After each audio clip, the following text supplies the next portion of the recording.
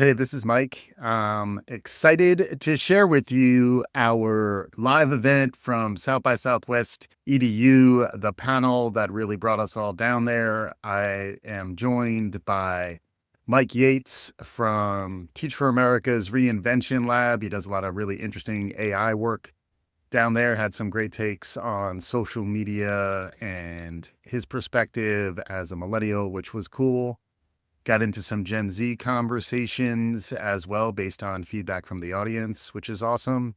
Jenn Stredler, who's the managing director of the Common Group, a boutique consultancy focused on the intersection of education, workforce, and talent. She was bringing some cool takes on workforce and the connection between other education ventures and really talent, getting people ready and really focusing on employers. And then Julia Shatilo, who's the director of programming from South by Southwest EDU, brought her perspective to bear. We had a blast. Hopefully you enjoy it. We'll be coming at you with a little bit more from South by in the coming weeks, but we'll also be getting some conversations going with folks in AI, future of work, applied neuroscience, and more. Stay tuned, subscribe, do all the good things. Please enjoy our South by Southwest EDU live experience coming at you here on Trending in Ed.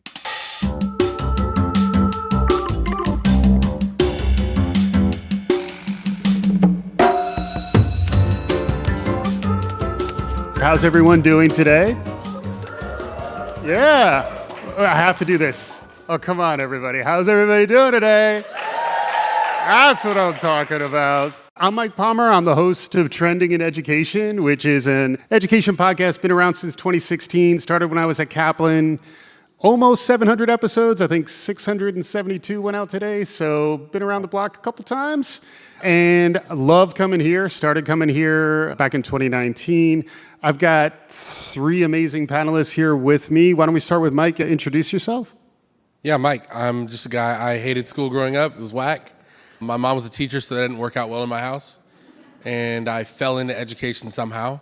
And I just kept falling into cool project after cool project. Ended up building a few schools that replaced direct instruction with adaptive learning software is what we called it at the time. Now people just say AI because it sounds cool.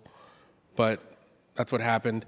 And I found myself at Teach for America inside of what's called the Reinvention Lab, which is the R&D arm of Teach for America, where I sometimes get to play all day. Other times I'm in 3 different time zones in the same day and stuff like that. Yeah. And you were playing this morning? You had a hackathon? I did. I had an AI hackathon earlier today.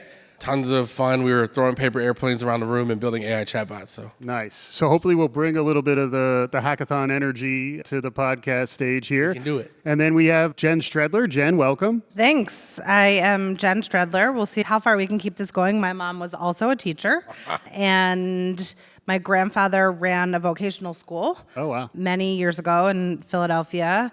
And I thought for much of my life I wanted to be a teacher, and decided eventually not to become a teacher, but to infuse education in my work in the private sector. So I've always been very interested in the intersection of education, workforce development, young people, and the role of companies. And so my career has been mostly in corporate social responsibility, kind of evolving then into talent in a big tech company. And I am now at Common Group, which is a social enterprise boutique consulting firm that specifically works at the intersection of education, workforce development, and employer talent practice. So all the things we're going to be talking about today, and I'm thrilled to be here. Yeah. And can I name drop your companies? Because they're cool. No, go for it. Salesforce and Capital One. So that's some interesting workforce And the Super Bowl winning Philadelphia Eagles. Oh, okay. Here we go. That's where I started my career. Right. A little divisive, probably. I'm a Giants fan. But I'm sorry. It's always too soon when the Eagles win, but we'll keep moving. And Julia, who, not only do we have regular rank and file, we also have someone from the lovely establishment known as South by Southwest EDU, Julia Shatilo. Hello, Julia. Hi, I'm Julia Shatilo. Really grateful to be here with y'all. I'm the programming director here at South by Southwest EDU. You may have seen me earlier this morning. I've been with South by Southwest EDU for 12 years now and have the great privilege of building hopefully what you will find to be a fantastic program with a team of our conference and festival programming. It's been a real, privilege and journey to, be involved with this community for this last over a decade and really seeing the way that innovation in education is progressing. My parents were not teachers on paper, but they were my teachers, and I Yeah. think that counts just as much. My dad used to make sure that I had math homework every weekend, specifically assigned by him. So, I think that counts. I think Sure. I can add teacher to his title. And, you might have some inside intelligence because you're part of the South by Southwest EDU team. Well, maybe. Yeah, we'll see. We'll see. And then there's me, who you heard about. This is the background that I was talking about with some mildly embarrassing and or blurry photos. So I started in 2019. I worked for Kaplan for 23 years, Kaplan Test Prep. I wound up vice president of digital media. And as like a skunkworks project, Slate had left a little whisper booth outside of my office. So I felt compelled to start Trending in Ed back in 2016. 672, I think, check my math. Episodes later, here we are. Came back, helped EDU start this stage, because when I first came in 2019, interviewed Ron and Greg, and then did our March Madness panel. That was from the Expo Hall. And then since 2022, when we came back to actually doing them in person again, we've been doing this 22, 23, and 24. First year, I do other podcasts, so I'll talk quickly about them. Running It Back's my sports podcast. Tarlin was with me that time. And then Inside Jackson Station is a podcast I launched with a sociologist who wrote a book about a blues bar in South Carolina run by a gay couple in the 70s and then into the 80s. And then eventually there was a murder. So that one's kind of true crime. I mean, it's a podcast. That one's Inside Jackson Station. So we were kicking it. And then last two panels, I was joined by my lovely wife, Robin Naughton, who's here in the audience, Dr. Robin Naughton out of Queens College. And we've been bringing my son, Matthew, you want to stand up for a second? Yeah. There he is. Started coming when he was 4. It's a family affair. He's come when he's 4. He's come when he's 5. And now, how old are you? Correct. He is 6 years old. Next year, he may be on the stage with us. No promises. We'll see. I'm talking to his people. And then we're back. And this is us. And we have 16 trends. So the whole format is 4 panelists. Each panelist brings 4 trends. That creates brackets, a Sweet 16 brackets, which we're going to reveal at the end. And each panelist is going to talk through their trends, and we'll go through all 16-ish, but they'll focus on 1 or 2. Open up the full brackets at the end, and then we'll just be talking to you. So you see these microphones out here. I've been blown away by the audience participation. If you're reacting to trends, you have questions, you want to get at us, as the kids say. I don't know if they do. Feel free to do that. I'll try to bring you in whenever you do, and we'll definitely have some time at the end for questions. So with that, Mike, I'm noticing some reaction perhaps to, that is off of LinkedIn. So I did pull Mike's headshot from LinkedIn. That looks very much like what Matthew wore at his 6th birthday back in December. But we have some trends from you, and the slide is up. So take it away, Mike. Thanks. My daughter made that. Apple has a new AI image generating tool that's like, it should have been forced on all of you if you have iPhones on your phone. My daughter did it. So, Nice. Yeah, the first trend that I want to talk about is micro schools. This idea that micro schools are and should be growing as a lever for educational change. I think a lot of the problem with school, if you believe that there is a problem with school, is the scale. There's a ton of solutions that we try to throw at education, but at the end of the day, especially as we're having more and more conversations about AI, I have probably evaluated most every ed tech tutoring and learning platform on the market because I worked in a toxic startup work environment for 6 years, and I had to. And what I found is that the goal of all of those platforms, Khan Academy, Freckle, Newsella, whatever, name like new hot ed tech product, it's to scale the one-on-one tutor. It's because one person can't give everybody personalized attention. So if that is true, then that means that they're addressing the scale problem in school. So this is why you have young rich celebrities, and the first thing they do is they're like, let me put my money into a school, the I Promise school, Yellow, right? Common's got a school. Everybody seems to have a school project going on, but none of them address the real issue. The issue is not that you need more money. The issue is that you might need a smaller size. You might need to balkanize what we know of as school. There's an interesting school project actually here in the city of Austin that I'm really I'm not happy with what they did, but they had 2 schools in one building because enrollment had dropped significantly for one. And I thought it was an interesting use. There was all sorts of problems with how they executed, but it's an interesting use case. Like, what do you do with these giant buildings? What do you do with shopping malls that shut down? Yeah. In the city of Austin, they turned it into Houston Community College, but why not 6 high schools? Yeah. Right. So micro schools is one of them. Next is new media. This is just my life. And get on TikTok. Everybody, get on TikTok. Yeah. Get on Instagram. Canva, you're a big Canva guy. I am a huge fan of Canva. My first business in college was I started redesigning. For undergrad, I went to a little school in San Marcos called Texas State University. And Texas State is a true college town. Fun fact, there's only 2 official college towns in the United States, and they're both in Texas. That is College Station and San Marcos. I.e., Texas is better than everywhere. I'm just kidding. I'm not gonna go there. Rep it for Texas. I appreciate it. Yeah.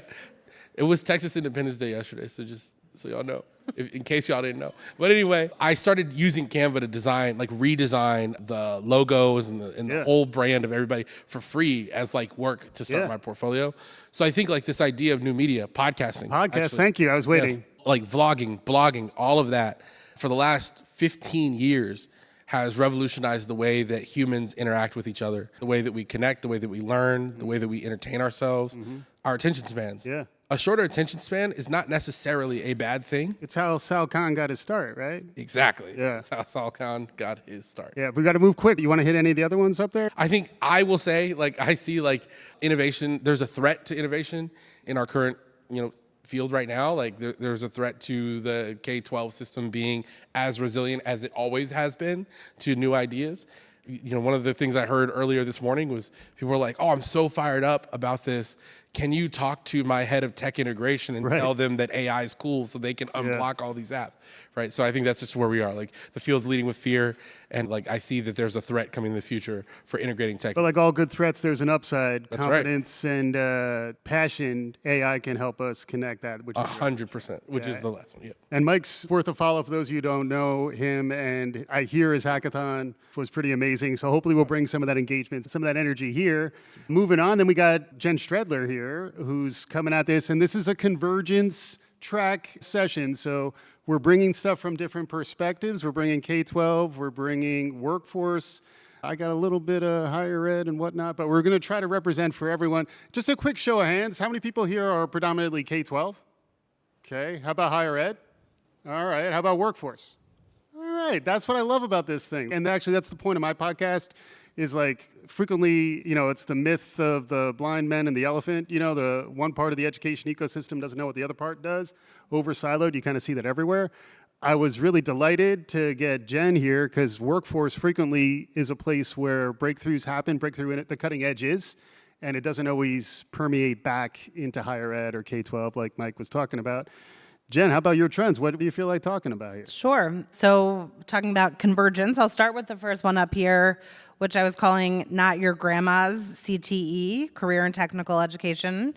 When I think back to when I was in school, CTE was often a pretty explicit tracking system. And it was not something that was sort of universally offered, discussed, and it wasn't, probably in different cities and states, been sort of all up and down for the last many years. But what I have seen in the last 5 or so years, especially in New York City, which is where I'm based, is an unbelievable kind of rebirth of CTE that is deeply integrated between career and school, that is very focused on work-based learning and multiple pathways, that is very employer-driven and with really strong employer engagement, and that is focused on a wide variety of sectors, some that will have college pathways, some that will have non-college pathways, and that sort of ties to one of my other trends.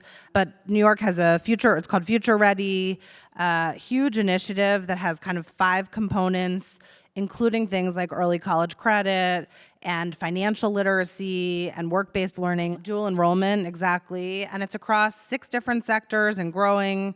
Another amazing example, I think there'll be some folks here this week, is Bloomberg is investing in 10 schools across the country in all different types of communities, urban, rural, everything in between. And these schools are all being co-designed by a school system or a CMO and a healthcare system or a hospital system from the ground up. Deep engagement, really high expectations and standards for both parties, designed from the get-go with the career paths that that particular hospital system or healthcare system in the city needs when they look at their future talent planning. So it's extremely responsive to the labor market. Yeah. And it's really inspiring. We're working in partnership with Northwell Health System and New York City Public Schools at Common Group to support the school in New York. It's opening in September. Huge interest from students and families. It'll be in Queens, which is the most diverse part of this entire country. Yeah. And it's super exciting. There'll be 3 healthcare pathways or 3 clinical pathways and 1 non-clinical. So also thinking about different aspects of healthcare. Yeah. So just a really, I think, amazing rebirth, and something that I'm excited to see how K-12 and higher ed and employers are really coming together in that space. Yeah, and you have AI talent disruption also as one of AI. It's 2025 South by Southwest EDU. You're going to hear talk about AI, but the disruption is happening, and I think on the workforce side, folks are experimenting. Everyone's licensing an LLM. They're all using ChatGPT, multiple LLMs frequently, and they have innovation teams. They're hiring people like Mike to kind of move the needle. And then you look at higher ed and you look at K-12, and frequently they're not as far along for a lot of the reasons Mike was describing. Can you talk just real quick on the AI talent disruption? Yeah, so the AI, what I was thinking about is just the unbelievable nature of how AI is changing the talent marketplace. So for both job applicants and for employers. And I will say I am bullish on AI. So this is not about sort of bashing AI. AI is making it much easier for people to apply for jobs. AI is also making it easier for fake talent to apply for jobs, or for people to have AI create a profile for them that's actually not accurate in terms of who they are. Yeah. And so employers are being flooded with a larger than ever number of applicants for jobs, like within minutes sometimes of them posting, which is unfortunately creating a lot of noise, particularly for talent that I've worked with in my whole career. So those perhaps that don't have an application filled with all the right buzzwords, or Right. don't have an elite university on their application. And so we all need to sort through it's the sort of quintessential question in all of this work, right? Is how do we use AI for all of its wonderful attributes, but also make sure it is not hurting those that we all aim to serve and support. Yeah, it can be a haves and a have-nots Totally. situation. I think there's more trust issues because there are biases in these platforms, and folks are skeptical. Maybe they've been burned by technology, burned by systems. Systemic problems exist in our culture, and AI is part of that. And yet you can't ignore it. By the way, I heard when ostriches, they don't put their head in their sand. They're actually building their nest down there. So that's a little fun fact, just throwing that out there for you. But Jenn, thank you for joining us, and we'll get back more Great. into the trends, and that's really workforce. So you have a workforce-related question. We'll start with Jenn's expertise and then share it around. Julia, how about you? And for our listeners, you'll see all of the trends that we're talking about in the show notes for the episode. So those of you, if you're driving, don't load them, drive. But if you happen to be at home in a safe place, look at these trends. We have 4 of Julia's trends up here now. Yeah, and I think this is a really nice segue from what Mike and Jenn have been talking about already. I will say, just maybe to contextualize the things that I've picked a little bit more, is that I really chose to look at the trends from the perspective of, frankly, how we program the event. So for those of y'all who may not be as familiar, the vast majority of the conference content at South by Southwest EDU is programmed through a process we call Panel Picker. It's a crowdsourced application that allows anybody to submit a session proposal that is then reviewed by our staff members, by our advisory board. We have an amazing advisory board of education professionals across the entire learning landscape, and the public. So so anybody is able to, look at all the proposals, they're able to, vote on the ones they like, share feedback. Folks have really interesting conversations in the comment section, which is not true of many other places You don't on hear the that all the internet. time, yeah. So this is kind of where this is coming from. Also, as I mentioned, I oversee all of our content. So one of my favorite lines is, I can't pick my favorite children. I tried to keep it pretty succinct, but also because EDU covers the entire learning life cycle, I did try to, touch on maybe a few things that are a little bit broader, but hopefully, speak to, different facets of our community, but also how you all work together. It's a conversion session, so trying to do my homework properly. Right. So, let's face it. I can't sit up here and not acknowledge the role that AI has played, in our content for the last few years specifically. It's been a really fascinating journey to see what conversations are coming up, what topics have been coming up, how they're shifting, especially over the last few years. We're getting into AI in education a little bit more and more. It's growing in terms of its applications. And so, not only are we starting to see, I feel like more last year we had, what does AI mean for education and how are students using it? And I think, Mike put it really well, kind of leading from fear sometimes. I think we saw a lot of that. But this year we're really starting to see it more blossoming. Obviously, there's still, things that we need to keep track of. And frankly, one of the things, which Mike, you already pointed out, a focus area for us in the AI space is really ethical use. And so what does that mean? Acknowledging that, again, there are biases, that it's not necessarily a technology that always works in the way that it's intended. But it's also, we're really starting to see so much more creative approaches of AI as well, whether it's, I think we have a session on AI in theater making, which is really interesting, especially given the conversation of AI in the creative industries, which obviously is, is a complicated issue. But yeah, definitely, I can't be here not talk about our wonderful AI sessions, including Mike's workshop, which was fantastic today. And then, as Jenn mentioned, another one that I'll skip around a little bit, but I know it's pretty broad, but really seeing how conversations around the reimagining of higher ed, and I appreciate that's only one way of putting it, have been evolving, whether we're talking about the value of traditional higher educational institutions to, again, yes, more of a focus on CTE, what community colleges are doing and the wonderful partnership that they're working on with industry as well. Obviously, we have the enrollment cliff, enrollment challenges. We have some new ventures around absolutely AI that are pretty interesting. Yeah. We'll actually have a solo session later in the week with Nectar AI talking about their work with the California community college system and some of the work they've been doing. And so again, we're in a really privileged spot as a programming team because we get to see all of the, obviously not just what ends up on the program because we unfortunately don't have, spot for all the amazing ideas, but we really have the privilege of seeing kind of this natural evolution of these conversations really just in what's submitted. And so that's a really beautiful thing. And it's also, you're 15 years in, so there's another level of trend tracking that EDU can do. Yes. I was thinking about it with the talk of AI now, but if it was like 1994, everything would have been about the internet. Right. Yeah. And there's a point at which it just becomes the water we're swimming in if we're fish. I think, when EDU first started, there was a lot on, micro-credentials. And frankly, that obviously those conversations are still happening. Even, micro schools is a facet of just a different alternative credentialing, just for a different level of education. But yeah, it seems like every few years it's interesting to see what bubbles up and then continues on. I think that's the beauty of education too. There's definitely, I feel like, in certain other industries, maybe it's like it has, that flash and then kind of goes away. But I think education, a lot of times, because we're constantly learning, not just about certain things, but how we do things. Right. And so it's fascinating to see those trends as well. Yeah. And I saw the other note on the curriculum, K-12, the PISA and NAEP scores came in. K-12 has plenty of kind of fundamental challenges, and then higher ed has some existential challenges, I would say, depending on the part of higher ed you're in. And then we all have cultural challenges that we're struggling with, and political challenges, how people feel about higher ed. Do people trust technology? So plenty of stuff to podcast about is the way I think of it. These are my 4 trends. The first 3 are based on books, mainly. The first book, Co-Intelligence, Ethan Mollick. Show of hands, how many people know who Ethan Mollick is?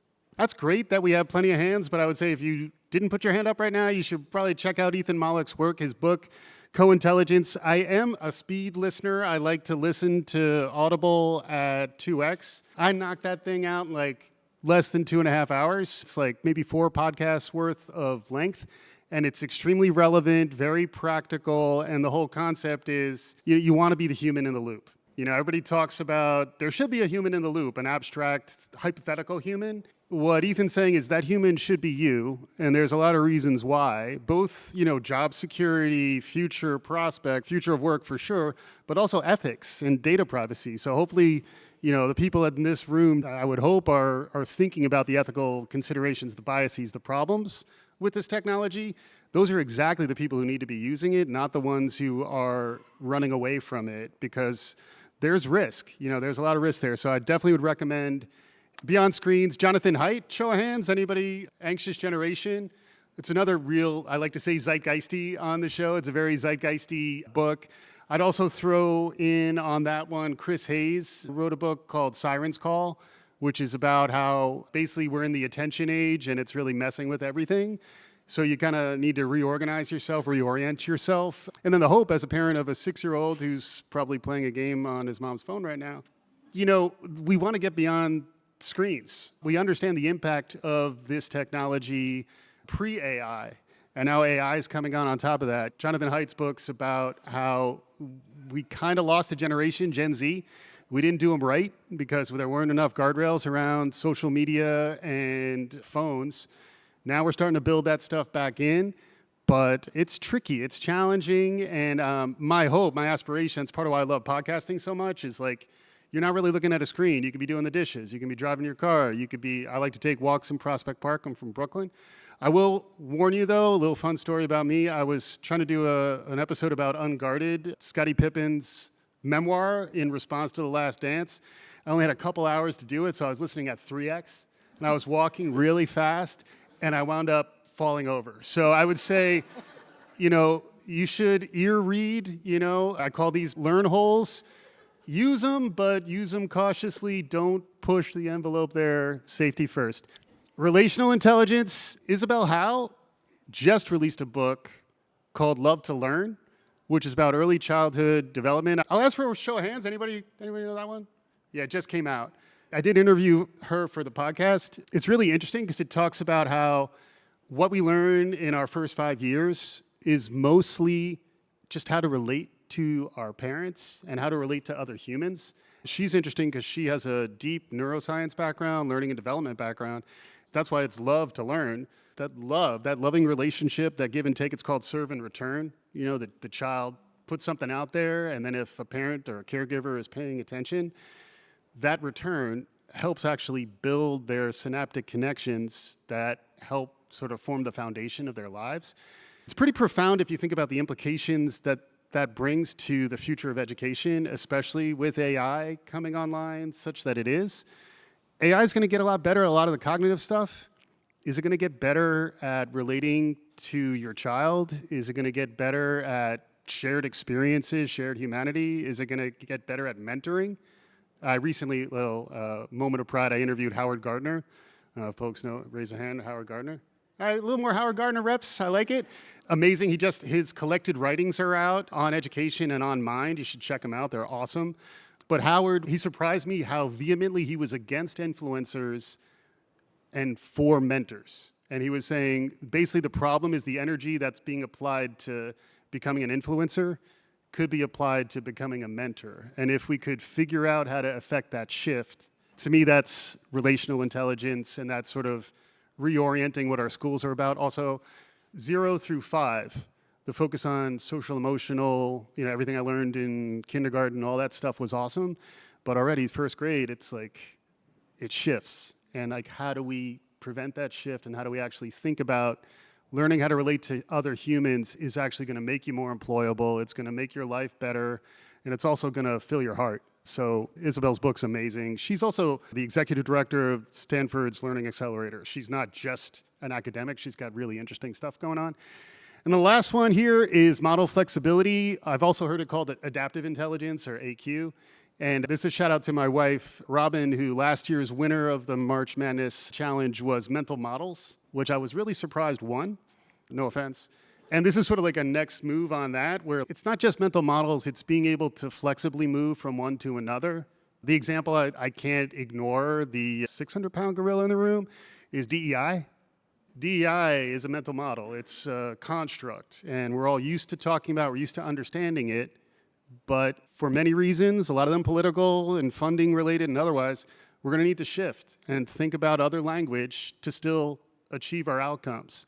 And being flexible, being fluid with your understanding, not being overly connected to one mental model versus another, is the same thing with AI. Like, is AI a threat? Is it an aid to us? It's probably all these things. And if you're not able to pivot from one mental model to another, not be flexible about it, you're going to be in a tough spot. So those are my trends. And you guys ready for this? There it is, the big reveal. For those of you who are listening, feel free to applaud. No, I'm kidding. It's, yeah, right? Come on, people.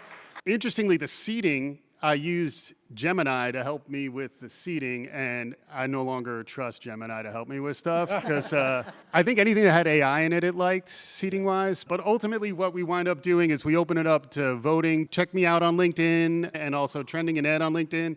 We're going to share these polls. Folks will vote on them, and there's always a winner because that's still what we do. So that's what we got. Thoughts from the panel? We've all been talking parallel talk. We haven't been talking to each other. Any thoughts? What do we think? I can jump in with something. When you were talking about relational intelligence, and it sounds like the book was really centered on early childhood and young kids, which of course makes a ton of sense. It made me think a lot about social capital.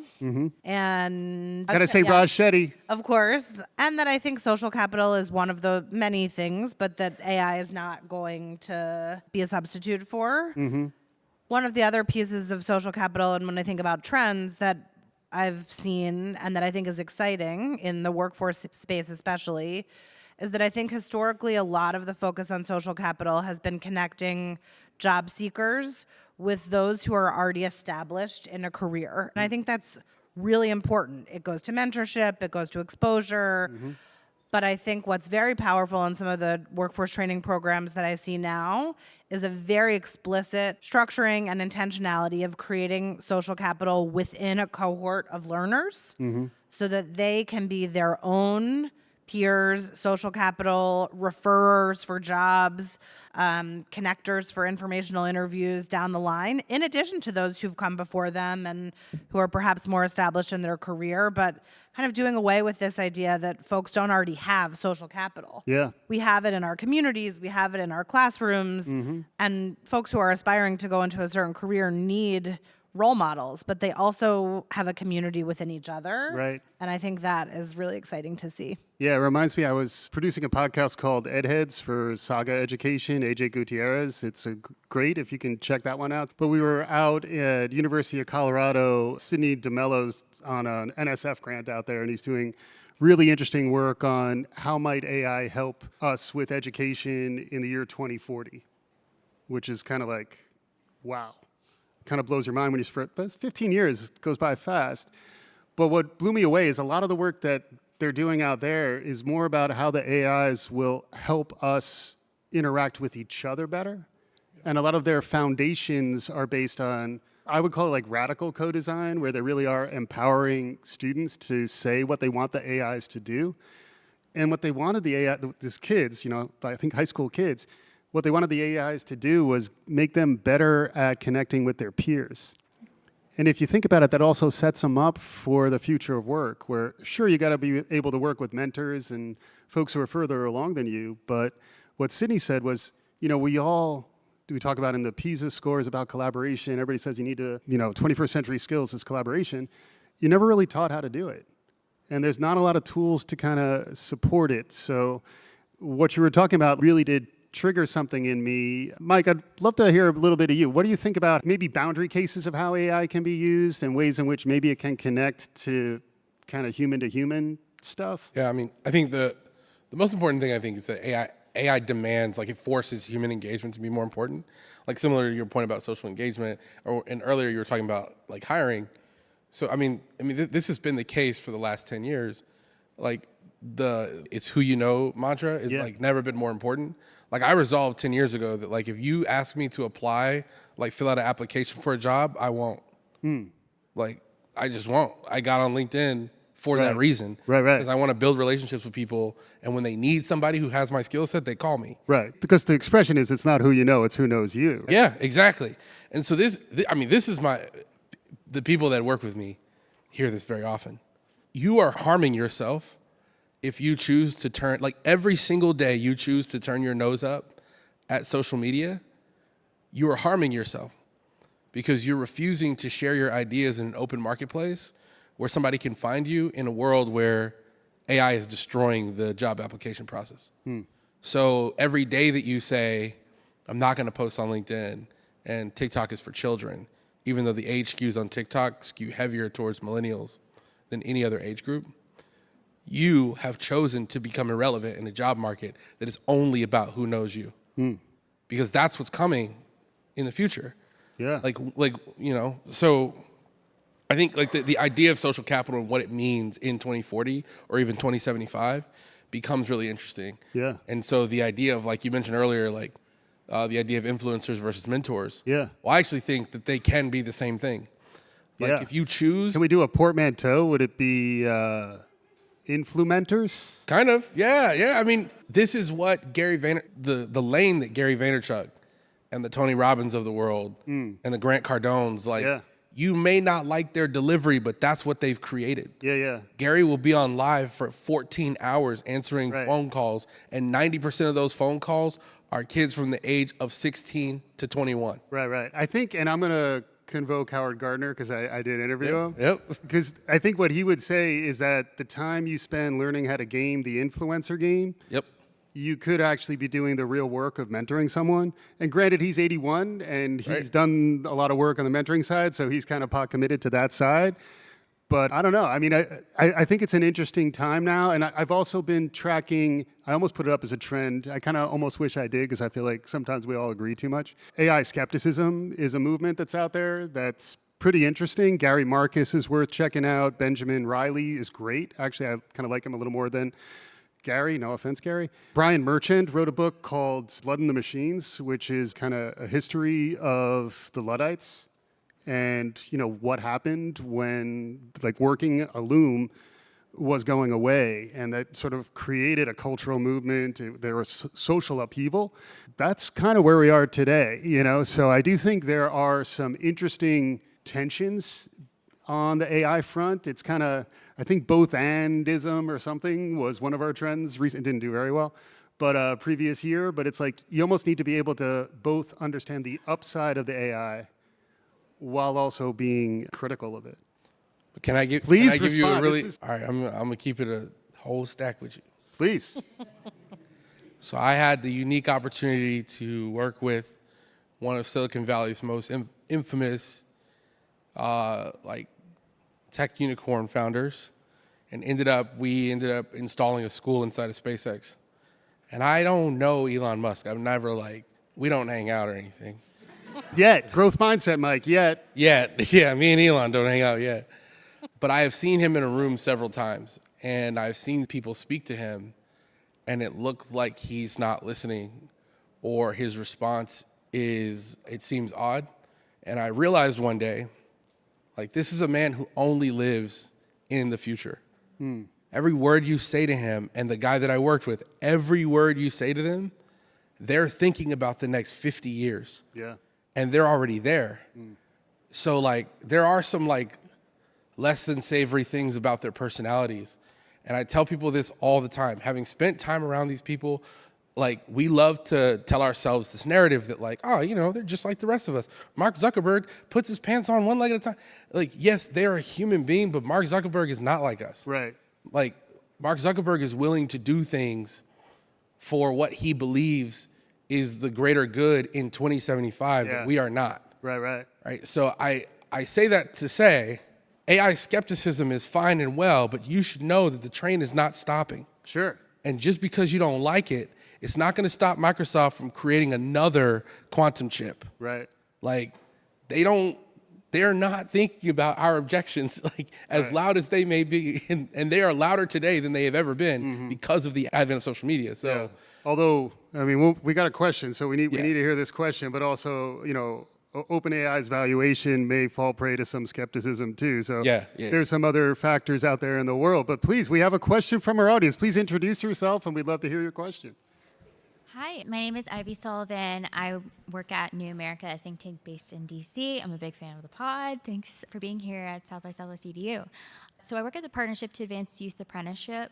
And what's fun about that is apprenticeship is probably the oldest career pathway that exists out there, but it's become new again and exciting. And actually, I spend a lot of time talking to employers and nonprofits and intermediaries that are, they're setting up these programs and getting some pushback. Oh, this is different from how we've done it. Or, oh, we usually just go to this Ivy League school to go to the career fair. That's how we get our entry-level talent.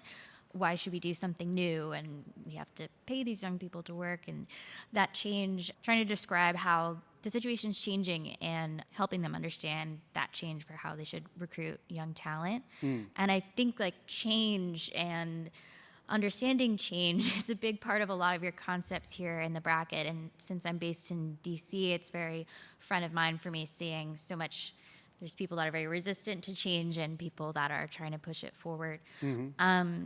I'm curious, just thinking about entry-level talent. I know Gen Z has also been a proponent of change, and there's been some negative stereotypes about how Gen Z wants this and they want that, and their employer should give back to their community. Yeah, what do you all think? Should we be listening to Gen Z? Should they be leading us? What guidance can we give them? Kind of this. Yeah, is Gen Z that mechanism? Maybe Start with Jen, just because apprenticeships and Gen Z, maybe hit on both of those. Yeah. So I love apprenticeship and will admit that I was unsuccessful when I was at Salesforce in bringing apprenticeship to Salesforce in the US. My team was running successfully apprenticeships in Europe. I would say they were probably, from kind of classic success measures, our strongest programs in terms of kind of less traditional talent. And my sense, though I think there's certainly some great examples in the US, is that American employers don't really know how to do it. And there's not very much capacity and support to teach and train them. And they require a fair amount of foresight in terms of talent planning. And you would think that big companies spend a lot of time thinking way ahead about their talent planning, and that has not always been my experience. And so... And they're thinking a lot about Gen Z, right? They are thinking about Gen Z, and just in general, you would think, gosh, they're thinking about what the forecast for this type of engineer is in 3 years if they want to build this product roadmap, or this number of salespeople, if they're shifting to more of like AI agents in sales. And I just have not seen that. And so I think it's a scary proposition for employers to say, we're going to commit 2-3 years. Also, employers don't really know how to train. Training providers know how to train. Higher ed might know how to train. K-12 knows how to train. Most L&D inside of big employers, in my experience, has been kind of more leadership development programs, like onboarding initiatives. But to run an apprenticeship, you have to be able to teach and train. And they're much bigger in Europe and Australia. Yeah. How about on the Gen Z part? And on the, I would love others to weigh in too. I think what feels hardest to me about Gen Z is that we've never been in a more intergenerational work environment. And what my experience has been is that what Gen Z's expectations are, obviously these are major kind of generalizations, may be different than Gen X, Gen Y, the generations who are younger than them, who alpha, beta, I can't even alpha keep track. generation is so bad. And so Is that what it's officially called? I've heard After that. Gen Z? yeah. And then the worst part is the kids born now are being called beta generation. Oh, it's so bad. Which is like, come on. No. Rebrand. Yeah, let's go.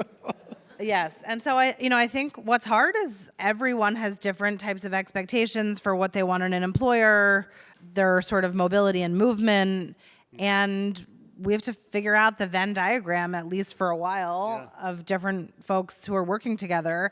And not just how do we support them, as all of our employers need to do, but how do we support them being peers and colleagues to each other in an environment where they've been brought up differently. And you mentioned, and I'd love to hear Julia's take on this too, because I bet you get an interesting cross-section of applicants across the generations.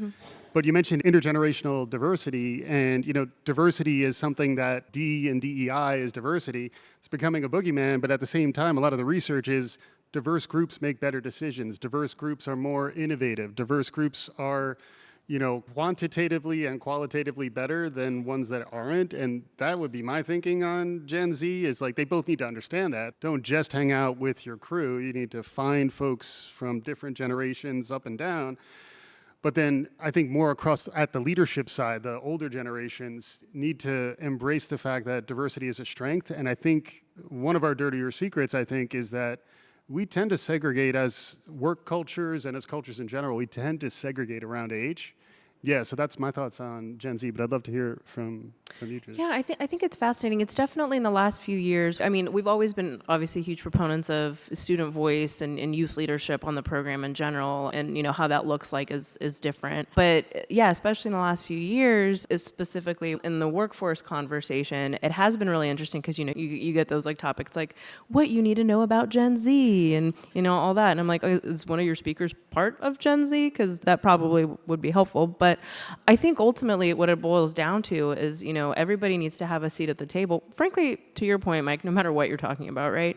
But, for Gen Z specifically, we've definitely seen more and more content that's, we have Gen Z, they're not necessarily talking about themselves though. And so there's also the difference of how, Jenn, to your point, like how they're approaching different topics.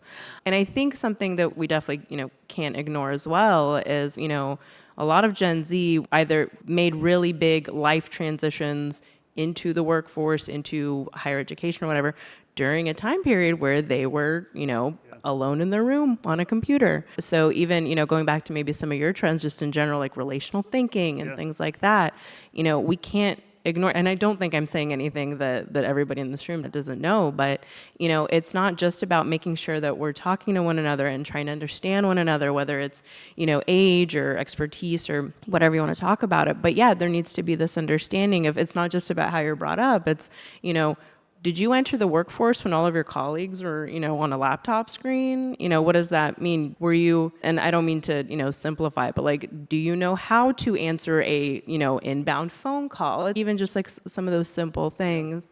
And so short answer is I think ultimately, yeah, we do need to hear, from Gen Z, from millennials, X, Y, Alpha. We have some great go-getters in the youth. A sharp 6-year-old. Yep, in the youth space. The more we can be open, and I think this is a really great point to, how do you understand change? How do you, work through it? We all, need to, I think, be more open and trying to figure out where we're all coming from and how we might be different. And it's not necessarily better or worse. And I think that, bringing it back to EDU, that's what we ultimately try to do with all of our content, because we're trying to bring, EdTech founders and teachers together. We're trying to bring, students and, nonprofit leaders together, and kind of every combination you can imagine. And I think this is just one example and, one group that would benefits from that kind of collaboration. And it kind of reminds me a little bit of what you were getting at, Mike, around like LinkedIn, or maybe it's Handshake, or, TikTok. Like people are finding jobs on TikTok. Yep. But like, are you reaching a millennial hiring manager on a platform that they might not be at, which is why, and I kind of heard you advocating for this, I'd love to hear your take. It's like almost seek out platforms where you're not the predominant demo. Yeah. And by virtue of that, you'll actually stand out more, but I'd love to hear more. There's often intellectual snobbery from generations that are older than the up and coming one. Like I would ask you, like, Ivy, are you Gen Z? I'm on the edge, 96, I'd be the oldest Gen Z ever, Yeah, so like, what are some of the things that you hear about your generation from older people? That we're soft and we like work-life balance, bring too much of our personality to the workplace, those kinds of things. So the reason why I asked that is because they said the same thing about us, millennials. They said the same thing. Yeah, I mean, they don't want to work. We were Gen X was right when we said that. I'm sorry. Just having fun. I mean, yeah, but it's true. Like, I heard the same thing. Oh, y'all don't want to work. Oh, y'all want too much time off. Like, in me, I am a workaholic by nature, so I think the whole world is soft. It don't matter how old you are. I'm just like, but I learned very toxic work environments inside of very toxic work environments. So I have actually learned a lot from Gen Z about how to be a human again, about how to say, actually, at 5 o'clock, like my team will tell you, I watched the television show Severance. It's a fantastic show. Oh, yeah. And one day I was like, I wish I could Severance for real. And I got an app on my phone where it locks me out of all work apps at 5 p.m. And I did so because I was on TikTok and there was a Gen Z career influencer who was yelling into the camera, "You owe it to yourself to take a break." And I was like, I do. Yeah, I owe it to myself. I watched Severance next. And so like, I'm serious. I think like older generations have to stop being intellectual snobs because the truth is, what I was going to ask you about, like why, like if you think trust factors into, I just think in America, we don't trust young people. Like you trust them enough to do a listening circle, but you don't trust them enough to give sit client X in front of a 22-year-old or a 14-year-old. And I have experience doing that. Like taking Warby Parker and saying, "You want your South by Southwest event planned? Cool. Those two 16-year-olds, like that's who's consulting with you." And watching their faces go, "Oh, and I bet their frames were fire. They were." Next question. Thank you, Ivy. This may be a boring question, but is it Mike? Were you the one to put passion and competence? I was just curious to learn more about that. It sounded interesting. Yeah, like there's an interesting intersection that I see emerging in the future. Like if AI is going to eliminate all of the mundane jobs, because that is a real threat. Like there are back office tasks and a lot of jobs that AI will eliminate. The guy was joking when he was talking about it, but like there's a commercial with Devontae Adams who plays football and he has a Taco Bell in his house. And this kid was like, if he actually had a Taco Bell in his house, all he would need is a kiosk. And what's like kind of sad about that is like the commercials about the interaction between him and the guy that works at Taco Bell that happens to like, I guess he lives in Devontae Adams' house. But the truth is that Taco Bell employees will be phased out. But the question is, what do you do when that happens? Like once the AI takes the mailroom job, what does the mailroom employee do? Well, AI also provides the opportunity to take something that you're really passionate about, even the things that other people say are stupid, and go build an entire career about them. Like this is why like the rise of influencers I think is really important actually, because influencers also tell you that like that thing that your mom told you wasn't gonna work, like that can work. Like, I mean, imagine if Marquez Brownlee's mom would have said, "Get a real job, kid." The largest tech reviewer in the world would not exist. Right. So I think I think in the future, what I hope happens is that AI creates that opportunity as much as it's going to eliminate certain jobs. Yeah, and it seems like it hits on some of your stuff, Jen, too, because I've heard it described as like skills articulation, and like lots of times you have skills, you just don't know how to describe them, and you don't know how to put them on your resume so that someone over here, or maybe you almost have the skills, but you just need a little finishing on X, Y, Z. The skills revolution is real, and we're still in the middle of it. I'd love to hear a little bit of you on that. Yeah, and this discussion also makes me think about one of the trends that I didn't get to, which is, it's up here as employer engagement, but I would say sort of employer at the center. And I think for a long time that has felt like dirty, right? That we're all here to support learners and students and not employers. But ultimately, if we are focused on what employers need, not just tomorrow, but a year or two from now, we can try to mitigate some of the job loss from AI by training and supporting young people, or not young people, it's also an upskilling play, to be ready for jobs that are not going away. And I think that, in being employer-centric, is inevitably being learner and student-centric.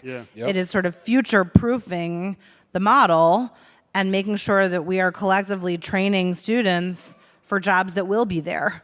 And I think that we kind of all have an obligation to kind of flip some of that paradigm on its head and make sure that we engage employers so that we're building pathways that will be there to the extent that anyone can predict. I'm really taken with the way that you framed it, Jen. For so long, we've heard preparing students for jobs that don't exist yet. You know, that's like been the talking point everywhere.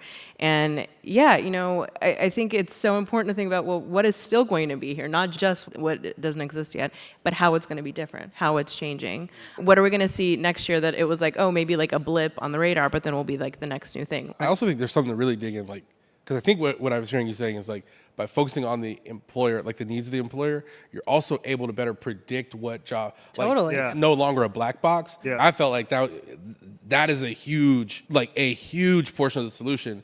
Because now, like at the teacher level, you're not flying blind into some dark cloud. The employer is telling you, hey, in 15 years, this is what I need. Yeah. So now you can just work backwards and say, hey, teachers of sixth graders, like this is what you need to prepare for.